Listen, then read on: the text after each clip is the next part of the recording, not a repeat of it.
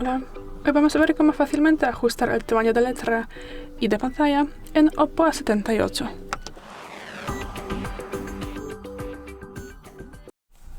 Para esto pasamos a los ajustes. Luego tendremos que entrar en pantalla y brillo. Bajamos y aquí tenemos dos posiciones que nos interesan, fuente y luego tamaño de visualización.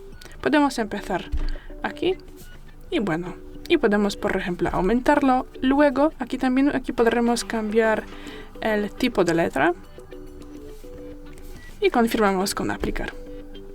Tras eso pasamos al tamaño de visualización y aquí también podemos, por ejemplo, aumentarlo.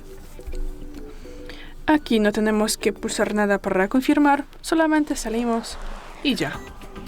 Gracias por el vídeo, denos un like y suscríbanos. Hasta luego.